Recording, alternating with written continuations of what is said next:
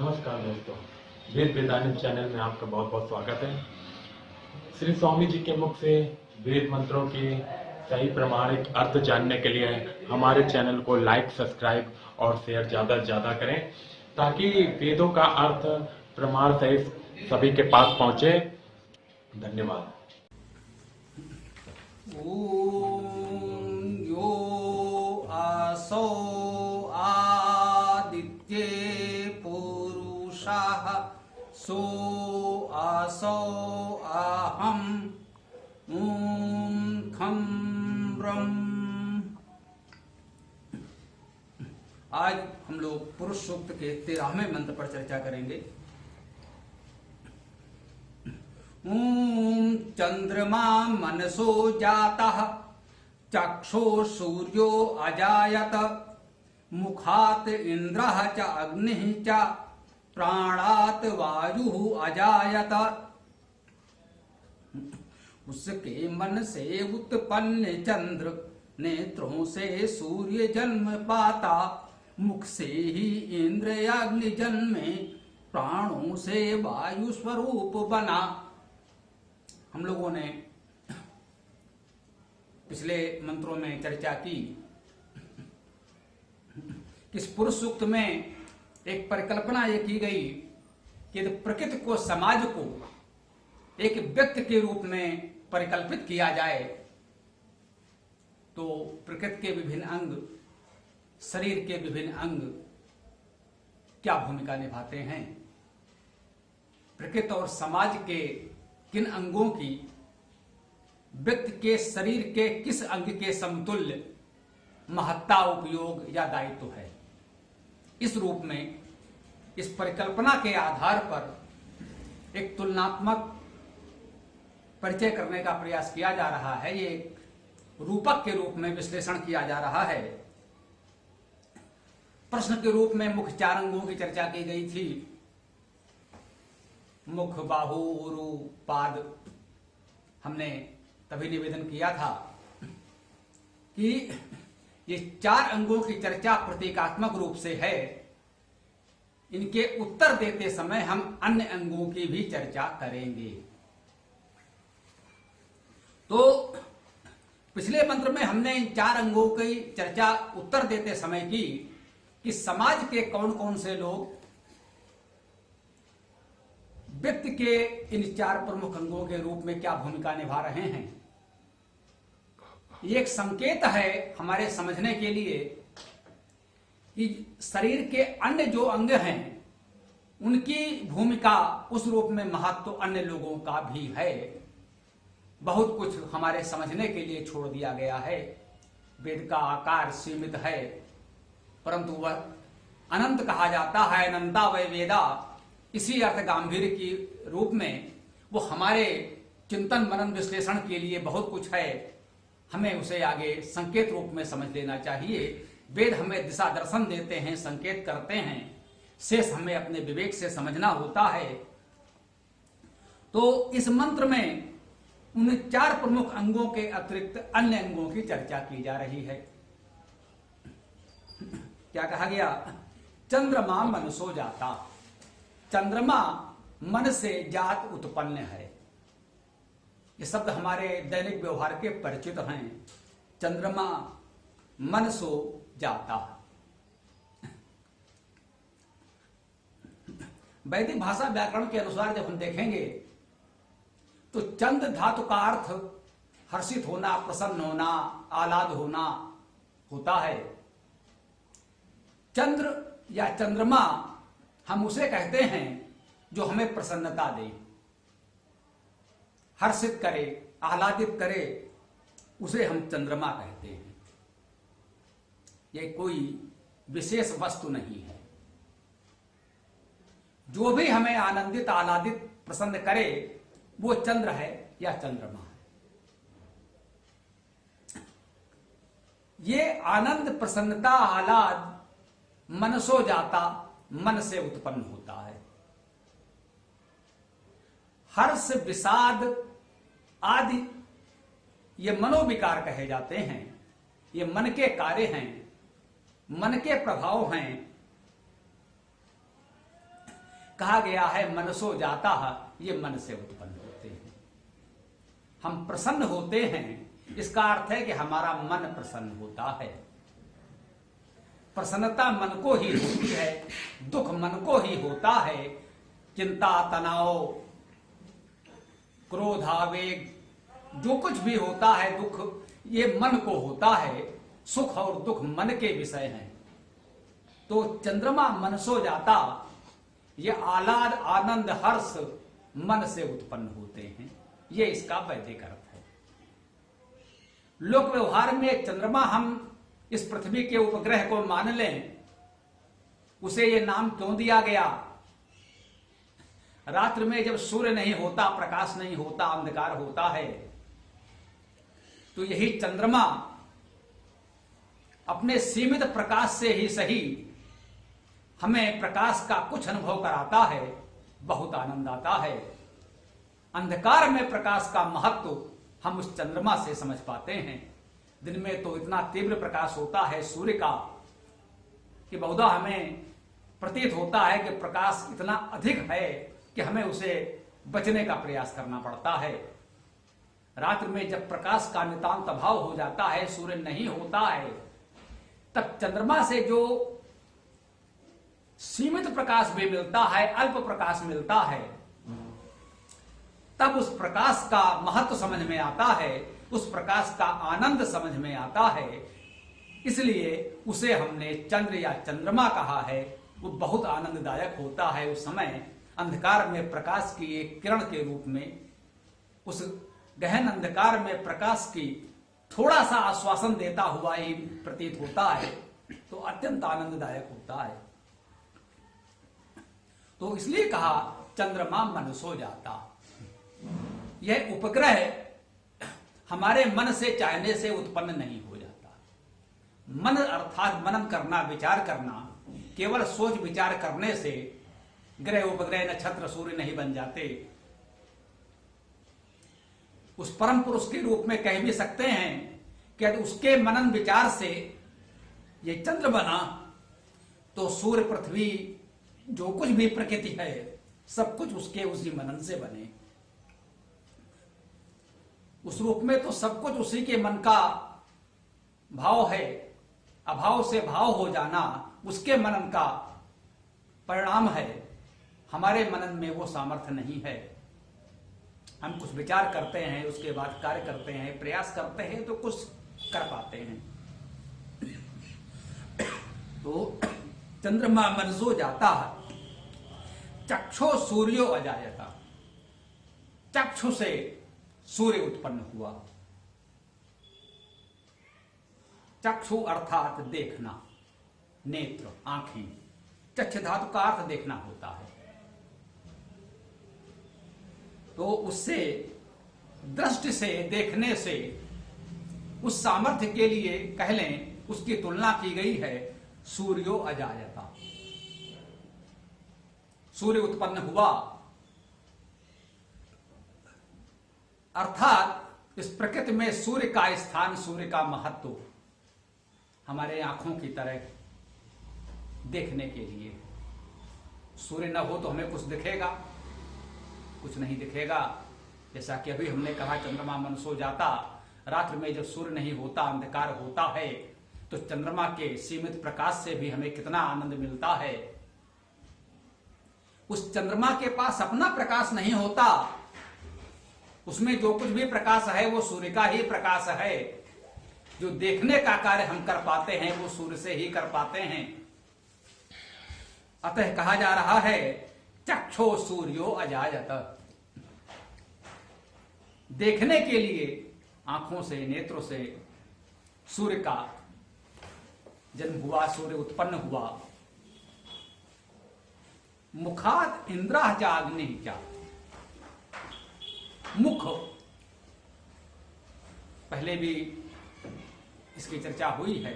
जो मुख्य है, प्रमुख है, या शरीर का एक अंग जो मुख है, जिससे हम भोजन ग्रहण करते हैं,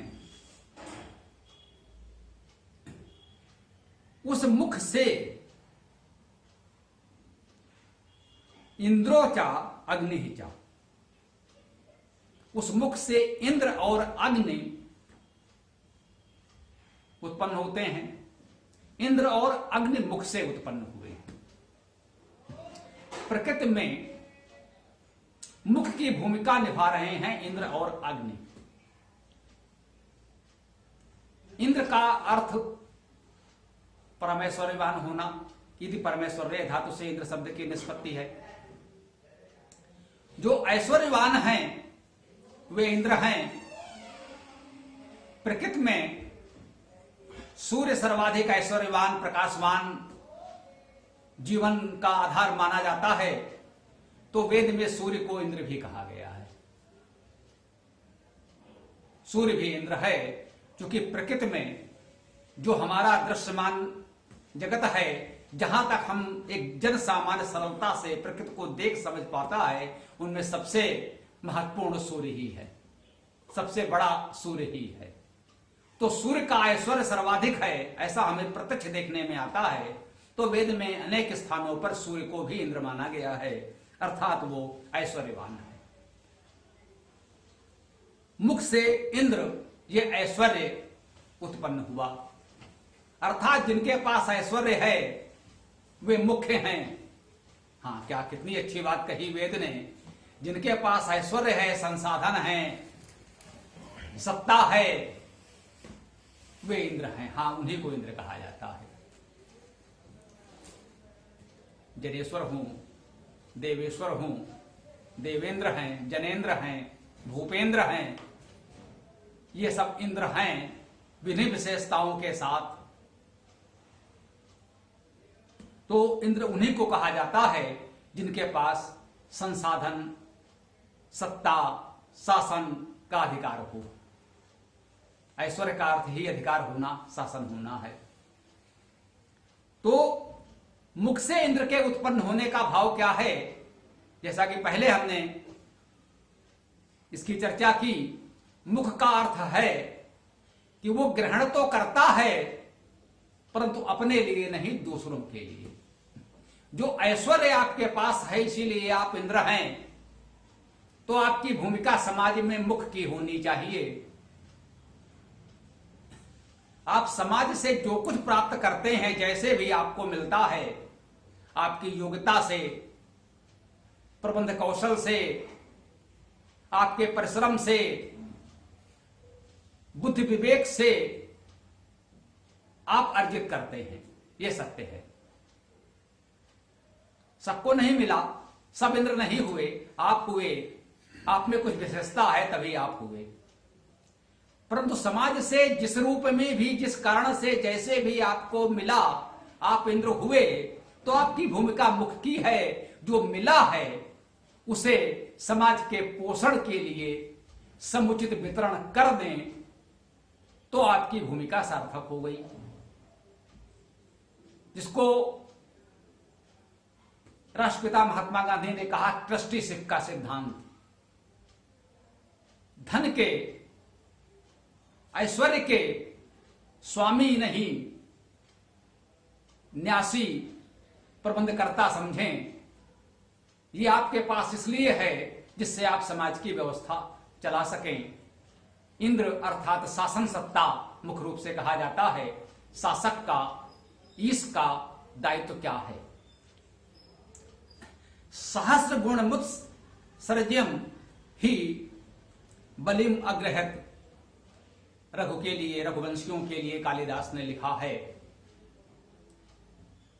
कि जैसे सूर्य पृथ्वी से जल खींचता है, सूर्य के ताप से, उष्मा से, समुद्र से, नदियों से, सरोवरों से जल वाष्प के रूप में उठता है, सूर्य की ओर जाता है। इसको काव्यात्मक रूप से कहा गया कि सूर्य उस जल को खींचता है। किस लिए? क्या उस जल को सूर्य स्वयं ले लेता है? नहीं भाई, सूर्य तक वो जल नहीं पहुंचता, वो रहता है पृथ्वी के वायुमंडल में ही, वो बादल बनकर बरस जाता है। समुद्र में बहुत जल है, सूर्य परमेश्वर है, उसने उस समुद्र से जल को लिया, बादल के रूप में उसे वहां बरसा दिया जहां उसकी आवश्यकता थी। खेतों में वर्षा, नगरों में ग्रामों में वर्षा, वो जल हमारे लिए उपयोगी हो गया। इसलिए सूर्य की पूजा भी लोग करते हैं, सम्मान करते हैं, उसको मान देते हैं। वो जल को ग्रहण तो करता है जहां बहुत अधिक है, समुद्र से, नदी से, बड़े बड़े सरोवरों से वो जल को ग्रहण करता है, बादल बनाकर वहां वर्षा देता है जहां उसकी आवश्यकता है, हमारे खेतों में। तो मुखात इंद्र, जो इंद्र है उसे मुख की इस भूमिका का निर्वाह करना है कि ग्रहण करे और समाज के हित में उसका वितरण कर दे। अग्नि ही चा, मुख का एक और स्वरूप है अग्नि। अग्नि क्या है? अग्नि गतो धातु से अग्नि शब्द की निष्पत्ति है। गतिशीलता, इसे हमने प्रगतिशील कहा है। अग्नि धातु से ही एक शब्द बनता है अग्रणी, हम लोगों का बहुत परिचित है। अग्नि को अग्रणी और प्रगतिशील दो शब्दों से हम सामान्यता वेदार्थ में व्यक्त कर रहे हैं। अग्नि के अनेक अर्थ इस तरह से माने गए हैं, गति अर्थक मानकर ही किए गए हैं, परंतु अग्नि का जो स्वरूप वेद मानता है हमारी समझ से, उनको दो शब्दों में हम सरलता से समझ सकते हैं, अग्रणी और प्रगतिशील। हां, आप समाज में अग्रणी हैं, मुख अग्रणी है, इसमें कोई संदेह नहीं है कि मुख ऊपर है, अग्रणी है। मुख यदि भोजन को ग्रहण ही नहीं करेगा तो शरीर का पोषण नहीं रहेगा, पोषण नहीं हो सकेगा तो जीवन नहीं रहेगा। तो मुख का महत्व तो है, क्योंकि वही पोषण का आधार है, वो अग्नि है, अग्रणी है, परंतु अग्नि गतो धातु है, उसे गतिशील प्रगतिशील होना चाहिए, जड़ नहीं होना चाहिए, न विचारों से न कार्यों से। उसे रूढ़वादी जड़वादी नहीं होना चाहिए। प्रगतिशीलता आवश्यक है, हमारे विचारों में, कार्यों में, जीवन में गतिशीलता होनी चाहिए।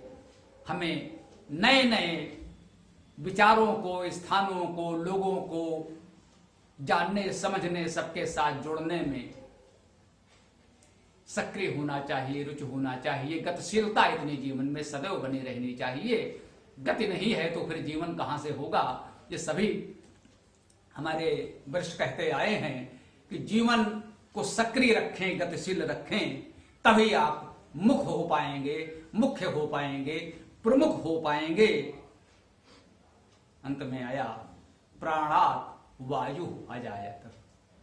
प्राणात, प्राण से वायु अजायत उत्पन्न हुआ, प्राण से वायु उत्पन्न हुआ। यहां प्राणात, प्राण का प्रयोग एक वचन में किया गया है। शास्त्रीय संस्कृत में प्राण सदैव बहुवचन में आता है, वेद में एक वचन में आया है।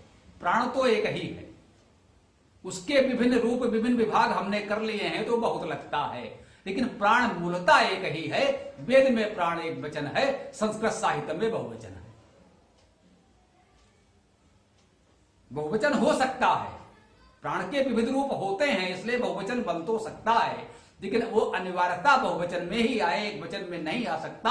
वेद ऐसा नहीं मानता, मूलता तो वो एक ही है, इसलिए एक वचन में तो आ ही सकता है, भले ही बहुवचन का प्रयोग भी किया जाए। प्राण प्रा उपसर्ग है, अनजीवने श्वसने चेतने धातु है। अन धातु का अर्थ है प्राणवान होना, चेतन होना, जीवन होना। तो ये है प्राण। इस प्राण से वायु उत्पन्न होता है। वायु क्या है? प्राण और वायु का संबंध है, इतना तो बताया गया कि प्राण धारण के लिए वायु उत्पन्न होगी या उस प्राण से वायु उत्पन्न होगी, एक दूसरे का कार्य करेंगे। यदि व्यक्ति के रूप में बात करेंगे तो हमारे जीवन में जो महत्व प्राण का है, प्रकृति में वो महत्व वायु का है। वायु न हो तो प्राण कितनी देर रहेंगे? बिना श्वास लिए, श्वसन के बिना हम कितनी देर जीवित रह सकते हैं? जल के बिना हम कुछ घटी रह लेंगे, भोजन के बिना 1-2 दिन प्राण जैसे तैसे बच सकते हैं, वायु के बिना कुछ पल भी जीवित रहना कठिन है। इसलिए कहा प्राणात वायु अजायत, प्राण के रूप में प्राण से उत्पन्न होने वाला तो वायु है। लेकिन ये वायु क्या है, ये तो एक साधारण अर्थ हो गया। वैदिक संदर्भ में वायु को हमें उसके शब्द से भी जानना चाहिए। वा धातु है, गत्यर्थक है, प्रवाहमय है, प्रवाहित होने के अर्थ में आती है। गतियां कई प्रकार की होती हैं, कंपन भी गति है, ये अपने स्थान पर थोड़ा सा हिल रहा है, कंपन कर रहा है, उसे भी गति कहा जाता है। ये वा धातु जो है प्रवाह के अर्थ में है। वात शब्द भी इसी से बनता है, जो वायु का पर्याय ही माना जाता है, वात। वायु में प्रवाह होना चाहिए। श्वसन में जब हम वायु का प्रयोग करते हैं तो वो प्रवाहित होती है, उसे अपने अंदर ग्रहण करते हैं, गति करते हैं। उस प्राणवायु का ग्रहण करना, उसको सदैव गतिशील प्रवाहित बनाए रखना, वायु को भी जड़ न होने दिया जाए। हवा वायु रुक जाती है तो कई बार हमको लगता है कि हैं बिल्कुल रुकी हुई वायु है, जैसे सांसें अटक गई। तो वायु में एक तो गति का भाव है, दूसरा वे बुनना, सृजन करना। वायु शब्द के व्युत्पत्ति में ये अर्थ हम लेते हैं, वे बुनना, सृजन करना का अर्थ भी होता है। तो उसमें रचनाशीलता होनी चाहिए। अगर हम प्राणवान हैं, जीवित हैं, तो हमारे जीवन में गति हो और सृजन हो, रचनाशीलता हो, कुछ हम बनाएं, बुने, रचना करें। ये प्राणवान होने का प्रतीक है। जो निष्प्राण हैं, निर्जीव हैं, वे कोई रचना नहीं कर सकते, सृजन नहीं कर सकते। यह सामर्थ्य प्राणवानों में है, तो यह दायित्व भी प्राणवानों का है। यदि हम प्राणवान हैं तो हमें प्रवाहित होना चाहिए। हमारे पास जो भी शक्ति सामर्थ्य है, वो चाहे भौतिक हो, बौद्धिक हो, वैचारिक किसी प्रकार की हो, हमारे पास धन है, विद्या है, विचार हैं, जो कुछ भी अच्छा है, समाज के हित में है, उसे हमें समाज में प्रवाहित करते रहना चाहिए। यह प्राणवान होने का दायित्व भी है। संभवतः ये मंत्र हमें ये संदेश भी दे रहा है, हम प्राणवान हैं। लोग लोकोक्त में, प्रतीक में कहते भी हैं कि भाई प्राण है, जीवित है, स्वमनता श्वसन कर रहा है, तो चिकित्सा के दृष्टि से तो वो प्राणवान है ही। जब हम यूं कहते हैं कि हाँ भाई इसमें वो प्राण है, इसमें वो जान है, वो प्राणवत्ता है, अर्थात उसमें कुछ करने की, विशेष करने की सामर्थ्य है, उसमें कुछ विशेष प्रकृति है, विशेष प्रवाह है, विशेष रचनाशीलता है, तभी हम कहते हैं कि हाँ ये व्यक्ति प्राणवान है। तो प्राणात वायु अजायत, इस प्रकार से हम सभी प्राणवान लोगों का दायित्व बनता है कि हम इस प्रकार से अपने जीवन में प्रगतिशीलता और रचनाशीलता को बनाए रखें। इसमें हमने मन, चक्षु, मुख और प्राण, 4 अंगों की चर्चा की व्यक्ति के रूप में भी, और इनके व्यापक अर्थ भी जानने समझने का प्रयास किया। यद्यपि प्रश्न में ये नहीं आए थे, परंतु उत्तर में बहुत कुछ हमें बताया जा रहा है जो जीवन के लिए उपयोगी है, जो समाज के लिए उपयोगी है, वो जानकारियां हमको दी जा रही हैं। अगले मंत्र में हम ऐसे ही कुछ और अंगों के, कुछ और बातों के उपयोग समझेंगे। प्रकृति के अन्य तत्व कैसे उत्पन्न हुए हैं, वे भी हम देखें, समझेंगे। आइए इस मंत्र की चर्चा को यहाँ विराम दें, मंत्र साथ में बोलेंगे। ओम यो आसौ आदित्ये पुरुषः सो आसौ आहम ओम खम ब्रह्म। चर्चा हम लोग कर सकते हैं।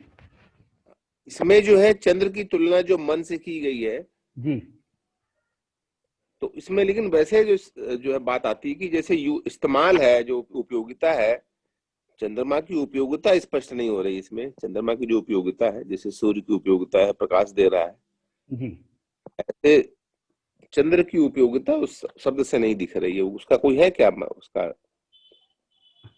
देखिए, उसको हमने बताया ना, वेद में शब्दों से ही निकलता है।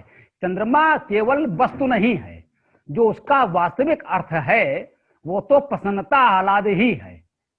यहाँ नहीं, वो पर तो है, चंद्रमा के केवल इस वो गुण तो को विशेष रूप से महत्व दिया गया है।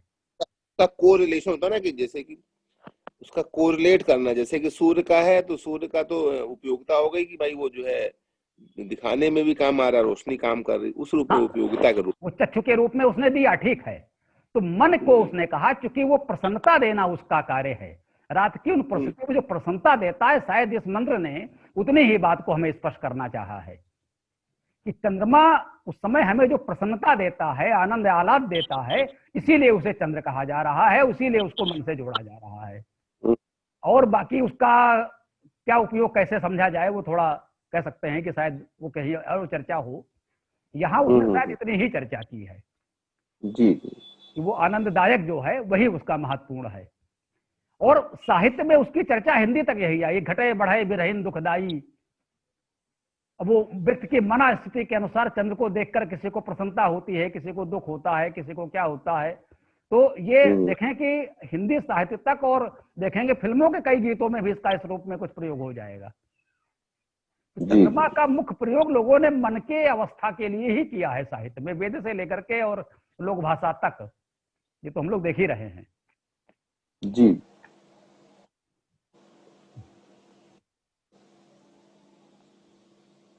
जी बताएं।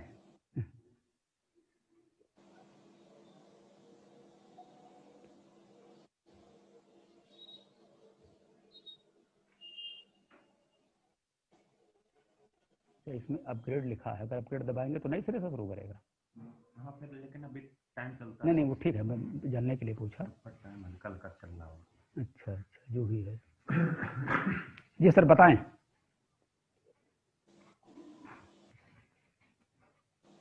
हाँ, कुछ ही मिनट है इसमें। जी हेलो हेलो, कोई आवाज नहीं मिल रही हमको।